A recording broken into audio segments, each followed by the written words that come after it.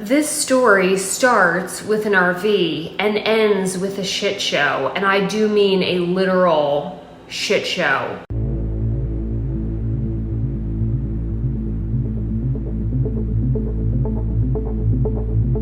Welcome to our morning meeting.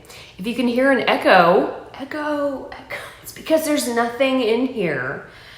Let me show you this incredible space that I have acquired. Stand by, watch. Look at that. This is post move-in day. My interior design show comes out this fall. That's it. So we need a little update because I am no longer, come on, spin back. Come on, I paid a lot of money for this. There we go. I'm no longer in a fifth wheel. After 2 years of living in a cargo van, my car, and then the war wagon, somehow I ended up in here. And this all happened in the span of 2 weeks. I still have no idea how I got into this. Is so not my thing. I said I was never moving back into an apartment. Here's the thing. The great thing about being a tumbleweed, which is why all of us sell all of our stuff, get an RV, and hit the road, because we want more freedom, or we want the sensation of more freedom. The good thing about being a tumbleweed is it gives you experiences and adventures that you could not in any other way have. And if you've watched this channel, you know that, I've been all over the country, and I've become the queen of a maintenance crew at the KOA, and I've just been all over the place, and all these things that would never have happened, and that is wonderful. The problem with being a tumbleweed is the wind. When you are not anchored to anything, then when it gets windy, which is a metaphor for life gets hard or things change, you get blown around violently, suddenly, and you have to make many more changes faster than you would in any other kind of living situation. And that's the price you pay for having alternative means of being in this world. And for the most part, I say that those costs are worth it, but particularly this year with coronavirus and the loss of my company and everything that happened, you will experience so many more disruptions in life doing the full-time RV, full-time van, because you have no stake or say in the ground beneath your feet. And for some people, that's gonna matter a lot, particularly people who are working still. For some people, it won't. But for me, I have experienced so many disruptions this year that it made finding grounding when I needed it most, for work and just for peace of mind, so much harder. So I'm going to kind of recap what happened, and because I think that it's important for people to hear, not just all the glory stories, and there have certainly been a lot of glory stories. This was not in my plan, not even close to my plan, but I'll bring you up to speed, and I'll include in that some tips about just owning a rig, selling a rig, and then having to make these quick changes so that you can learn from the train wreck that is the Casey Roman story. If you're feeling bad about yourself this week, just know after watching this video, I could be Casey Roman, and then you'll feel better. You'll feel so much better. What was it, 2 weeks ago? Somewhere, I randomly get these 3 interested people on the war wagon from an ad that I had posted in like March. And I was done with selling the rig. Coronavirus, is allegedly still here. It is still here, but I think people are understanding now that we have to live with coronavirus rather than hide in the cellar. And so, it was awful in the winter, and I did not want to live hiding in a rig. And so I was trying really hard to sell it then, and I couldn't for obvious reasons. And now everyone and their mother wants to buy an RV because they don't want to be on planes, trains, automobiles, cruise boats, or all those other things that we used to enjoy so much. Like hugging, that's done too. I'm okay with that. Hugging and handshakes can end forever. That I'm totally fine with, especially with relatives. So I tried really hard. I couldn't do it. And then, now everyone is looking for a rig, right? And so I get these 3 people. Well, one of them dropped off pretty quick. And I will say, I was not terribly kind to their messages because I didn't want to sell it. I've told you that I finally, this month, am going to qualify for a mortgage because I have 2 years of self-employment taxes.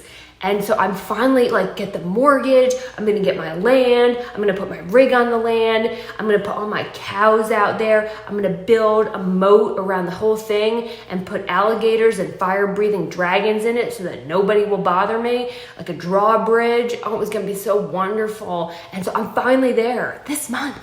Finally there. So of course, in life, when you get comfortable and settled and content, at least for me, the universe will kick you in your behind and say, no, we're not doing that. I'm so close. I had a couple areas of land picked out, and then this happens. And so given that, I was thanks for your interest, but The interesting thing about getting these 3 random offers is that it forced me to call the KOA and say, hey, I know that I've been waiting to get a permanent spot and we've not talked about it, because I had been assured that people move in and out of the permanent spots a lot and I would get one, but my lease is coming up at the KOA. And there are no other parks that are viable in New Hanover County. I'd have to go an hour away again, and commuting an hour each day to work when you work in real estate you're not doing that. So I sent a message when it was kind of getting serious with these talks, and I really didn't want to sell it. And I said, what's the deal on the permanent spot? Because I was so hoping that she was going to say when is going to open up next week, and then I could shut down these conversations about selling the rig, because the rig was supposed to come with me to the land. That was the plan. And she said, rent is going up from $850 to $950 a month. Mind you, you don't get electric with that. There's not Wi-Fi. And it's for the sand beneath your feet. But there's no indication that anyone is moving out of the permanent spots. And you are number 11 out of 15 on the wait list. And once your lease expires, you pay the nightly vacation rate, which is about $100 a night. So I would be paying $3,000 a month, plus electric, plus Wi-Fi. I can't do that. And so suddenly, it's I don't have a choice. If I can't afford $3,000 a month to park an RV, and where else am I going to go? The Walmart parking lot? You can't even legally park there anymore. And I'm working. I have to show people houses all day and produce videos and do. I can't do that. I'm not going to leave my home in the Walmart parking lot. So it was almost it had to happen. And when I saw that and I realized that I wasn't going to get a permanent spot and I didn't have a solution, and so I picked up the conversation with the people who were interested in buying it, and I was still really torn up about it, and I fought very hard to find a solution that didn't involve selling the rig. But I was also scared because if I gambled and told them to go away, then if the lease expired next month, I'd be paying $3,000 or living back hiding in a storage unit. And we all saw how that went. One guy drops off pretty quick. The next one is a family from New Jersey. And I'm like, oh, the motherland. Lovely. Okay. She is bombarding me with questions all day long. And when you sell your rig, they will ask you what specific shade of white the paint is. Everything. And in their defense, it's a huge purchase and I get it, but every God bless the question all day long. And she's sending me pictures of her babies and that they're gonna love the bunk, as though I care. I don't care. People do this when you sell houses too. They send you a love letter. And I'll tell you, the only love letter that a seller ever needs is a check, is money. That will make them fall in love. The rest of it, not so much. So she is so on board. And then the red flags started popping up. And it's hard to do this when you're selling a rig. And I'll also sidetrack this and say, I have had zero success, zero. And I've tried to sell 3 things, a friend's rig, the van, and then the war wagon. I've had no success on RV Trader. Some people have, lots of people have. It's not worked for me. No success on RV Trader. No success on any of the other like national platforms. Craigslist was a bomb. You just get people. I had people who were like, can I have owner financing? I'm like, yeah, that's a great idea. Let me give you owner financing on something that has wheels that you can drive and hide behind Mima's house that I can't find to repossess when you don't inevitably pay me. Sure. Like, sign me up for that. Anyway, Facebook Marketplace, and more importantly, the owners forums for all the RVs on Facebook, breeze, and YouTube. Anyway, so all the messages, and then the red flags start coming. I could have knit a sweater with some of these red flags, but she said, would you sell the truck with the war wagon and the truck? And I typed out no bitch, and then I deleted it, and I rewrote that. But she wanted Bob, and I was like, oh my God, block. When you go to sell an RV, a fifth wheel or a trailer, just know that it is going to be a lot easier to sell it if you include the truck in it. Because one, the cost of pickup trucks that can tow are through the roof right now, so people don't want to pay the cost of new. And because for some reason, the majority of Americans can't do simple math, like basic math. People are so afraid that they're going to screw up the tow capacity of the truck to the trailer that when you are on the owners forums online, you will just see nothing but like, this is the truck I bought. Will it pull this model? This is the model I bought. Well, you should never go to the internet for advice about what can tow what. You should call the dealership or a mechanic and ask them to size the two and tell you if that will work so that you have some legal recourse if they're wrong. Why would you ask people on the internet? There are people on the internet who still think the earth is flat. Why would you ask them if you can tow an 11,000 pound bomb with this certain pickup truck? And people, there's horrible advice on there. You see all like buy a gas truck, like that kind of horrible advice. The good Lord does not want you to own a gas truck, and he does not want you to tow with a gas truck. Yes, you can do it, but you shouldn't. It is not in God's plan. Get a diesel. Anyway, so it's so much easier to sell these things with a truck, but I would never separate with Bob. Bob is the longest, most committed relationship I have ever had. I will not let him go. I love him. I talk to Bob in the morning. I hit that little button. Where's my keys? I have no idea. I don't know where anything is in this place. You hit the key and it will start from the inside, and I'm like, who's the fancy bitch?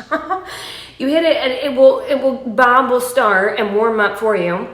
And then I go outside and and I'll walk over to the truck. They used to make fun of me at the KOA for doing this, and I'll go, are you ready to go for a ride? Are you ready to go for a ride? Just go for a ride.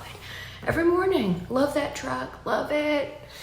So I said, no, you're not having the truck. And then she said, well, we're thinking of getting a Ford. And I was like, oh my God. Please, I will avert my eyes if you pull away the war wagon with a Ford. Good God. Oh, terrible. So this one, all kinds of red flags. Ultimately, she bailed. And that's fine, because when I stalked her Facebook page to make sure that she was real, she had all kinds of crazy political stuff up there. I was like, this was just not meant to be. So I didn't need all that. So then the third family, they were so kind, and just very consistent. And they're all the way across the country, and everything was easy. And I'll say this, I used to participate in Al-Anon a lot, which is, it's like the alternative to AA. It's for people who have grown up with drug addicts and alcoholics or who live with them. And my sponsor in Al-Anon always said, look for grace and ease. When you can't figure out what to do, always look for grace and ease. And with them, there has been so much grace and ease. They have been absolutely wonderful.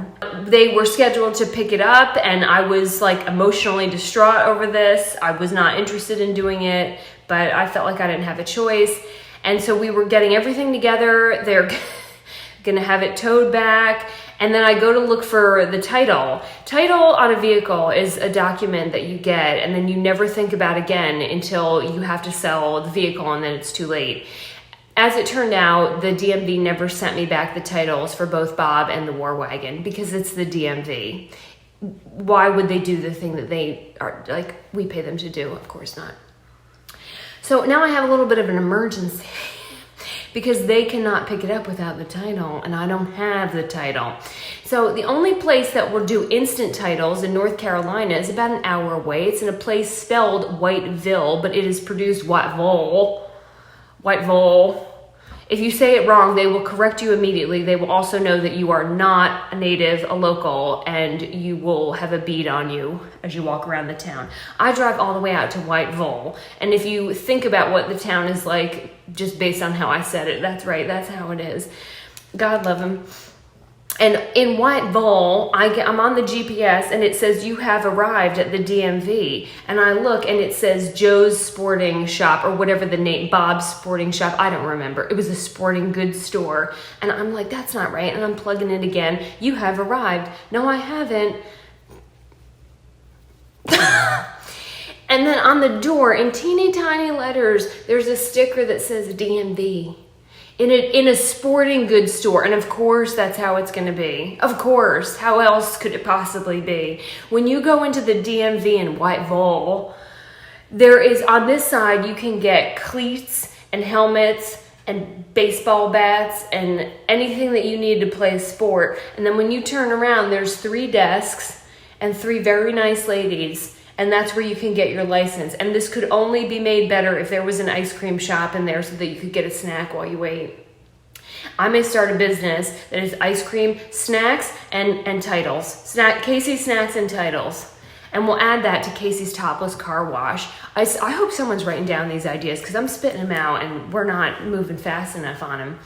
I go up to this lovely young woman and I said, I need an instant title because I have to instantly sell this rig. It has to go. We have scheduled delivery, like we have to go.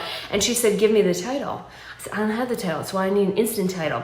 And she said, you can't get an instant title until you have the title. And I said, that is something that only the DMV, that only makes sense to you. I'm not even gonna ask for an explanation. So now we are waiting on the title. So the pro tip there is that document, I'm telling you, never think about it until you need it. And when you need it is when they're coming to pick it up. So figure out where your titles are. Now we gotta wait for the titles to come. And so I had to power shop for a place to live. And there's no way, even if I put a deposit down on a house or land right now, it's at least 45 to 60 days to close because all the attorneys are backed up. And so I have run out of time. And this is what I'm saying about being a tumbleweed is that your best laid plans will be garbage the moment it gets windy and you've got to make decisions to keep a roof over your head and to maintain some semblance of a life if you are actively working. I keep saying actively working because every time I do one of these videos, I get inundated with emails. It's always from dudes who like live in their teeny tiny trailer and they move from parking lot to parking lot and they never pay for anything and they get free this, free that. And they're like, you're just doing it wrong. Like you could be doing this for free. Nobody needs to pay that much money. And I always say, you are not working. Not everyone who watches these channels and wants to do the full-time RV thing is getting a check from the government or getting a check from a lawsuit or is a trust fund baby. For those of us who are actively working, you have to have some level of stability because you need Wi-Fi to work and you need a plug so you can get a hot shower or electricity. And if you have to show up somewhere in the morning, if you have to be somewhere to work remotely, you can't, a lot of that stuff where you just live on BLM and land in the middle of the woods in a shoe, it's not gonna work for you. So I had to quick find a place to live and that's how I got here. And I just didn't wanna do this, but I'm going to tell you how I figured out from the universe. I got a gift from the universe that told me, yes, you are doing this and you're gonna be okay with it. On Saturday, when I pulled everything up at the KOA to move the rig into storage, it's freezing cold. It was in the 30s and the sun was setting and I was frantic. Plus I had been moving things up here. I was pretty tired. And the last thing you do, well, you pull in all the slides and you get hooked up. And I was trying so hard to do this without my boyfriends on the maintenance crew seeing because I didn't want to say goodbye because I adore them. I love them so much. I had so many plans for their Easter baskets and they started to figure out what was going on and they came over and one of them said, are you leaving us? And I was like, stop, go clean the bathroom. She's like, oh. And I pull everything up, and the last thing I'm doing is the tanks. You know, you have your black tank, you have your gray tank, and then you have the kitchen tank on a fifth wheel. I had always had issues with the sewer connection. It was very slow, and I rationalized in my brain that the KOA is an old park and that my rig is huge, and maybe this old park's drainage system is not built necessarily to accommodate these huge modern RVs. Maybe the pipe fittings are just narrow, whatever. So I gave myself a little bit extra time knowing that it can be slow to drain. So I get it all hooked up, seal it, and pull the black. Yeah, you know where this is going. Pull that. And it starts coming through.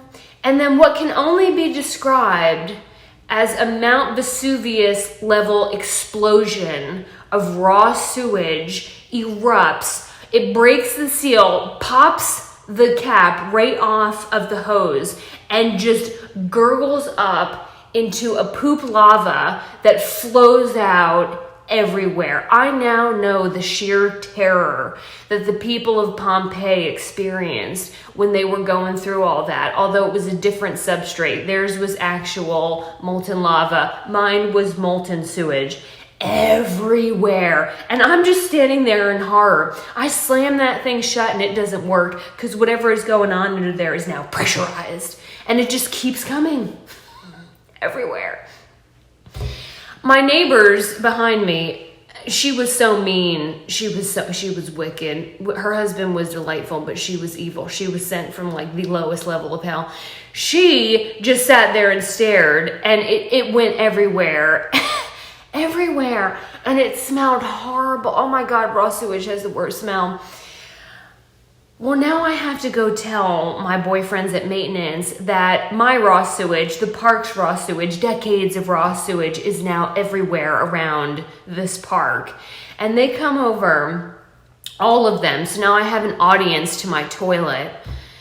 And they said, yeah, we had been having issues with that connection. I was like, what kind of issues? I said, well, we think a root has grown through the pipe.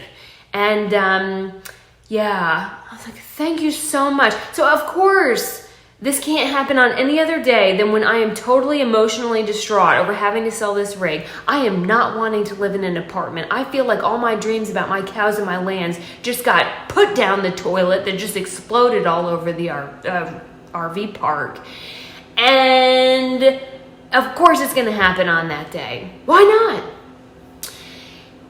It was the best thing that could have happened. I know that sounds strange, but it really was. Because as I'm standing, staring at this raw sewage, I am so cold, I'm so tired. My whole body hurts from dragging my belongings up 3 flights of stairs in the cold, barefoot and pregnant. I looked at all that and I was like, yeah, we're done. I'm done, I'm good, I'm fine. I've had so many disruptions, so many times the past 2 years of having to quick come up with solutions, from selling the rig and living in the car, trying to like cook on a parking lot, trying to sleep in my vehicle, not having heat in the van, like all these disruptions. I've had all these wonderful experiences, but this season is done. And this was the kick in the behind that I needed to let go of my attachment to that plan. I stared at that raw sewage, standing in that cold, and just knew, yeah, we're done. It's time for a new adventure. And that was it. So that story is only improved by the fact that my toilet is still in the hose and there's nowhere to dump it. So as a community, Joe the maintenance man, I love Joe so much. Joe is about 500 years old and he's the only man who's allowed to call me baby. And he has that heavy southern drawl, baby. And I said, Joe, we don't touch the hose. I will deal with this. And, baby, it's just a little shit. I was like, you're so right. How is that not in a Hallmark Christmas card? These profound quotes that come out of your mouth. So together, Joe and I, we turned the hose into a U shape and we walked my raw sewage over to a different spot to dump it. And God love him, those men helped me clean all that up, empty the tanks, and then together I had like how the president has, you know, has like this armed exit and enter into towns. They helped me get out of the KOA, put it in storage, and I was done. I was done. So hopefully the issue with the title and all that gets resolved soon and the war wagon gets to where it needs to be. I have since moved into this apartment. I will tell you that I never wanted to do this. I'm not an apartment person, but I am I'm trying to make the most of it.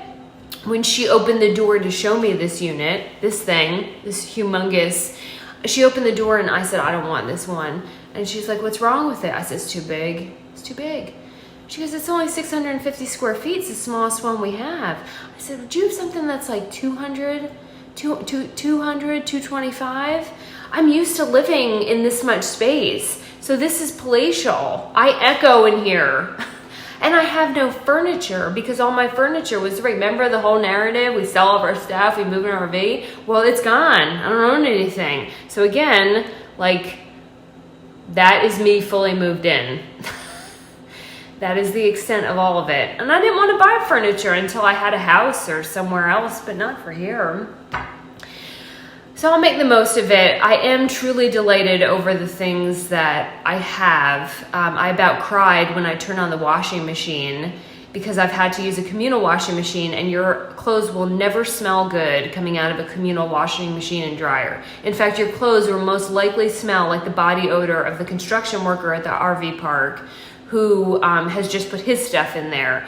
And so I went out and I bought those bead things, those overpriced smelly bead things at the Walmart. And I dumped the whole thing to get rid of the smell of RV park. And I got my clothes in there and I put them on. They smelled so good. And then I was at Home Goods on Sunday. It's a store that women love. There's nothing in there that you need, but it's fun. So I'm in there and I'm trying to buy a sponge to wash my dishes, and a woman walks by me. She was hanging up more sponges. She worked there, and she leans in and she said, I don't want this to sound inappropriate, but you smell so good. And I was like, thank you. Thank you. I smell good. My clothes actually smell like me now and not like the 500 of my closest friends who I live with at the RV park. Oh, I was delighted. So I was so excited about that. I actually took a bath. There's a tub in here. I don't even like baths. I took a bath, and then the only thing that I have is I bought one of those ZINUS mattresses. It's the most comfortable mattress you'll ever sleep on in your life. I'm not exaggerating. I'll put a link to them. I've had one in the Babe Cave, I had one in the van, and I bought one in here. And so there was a little bit of a battle of woman versus mattress.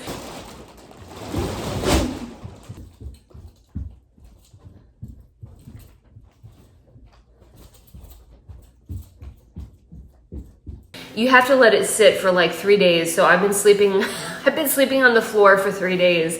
Now I finally have a mattress, but this just kind of is what it is. And this is, I'm sure I'll get all kinds of nasty grams about like I gave up too soon, but 2 years, I think I did a great job. And I have every intention of buying another RV. I would do it very different though. And so I'm gonna do some follow-up videos about 2 years of having lived on the road on wheels, about what I would do differently, what worked and what didn't.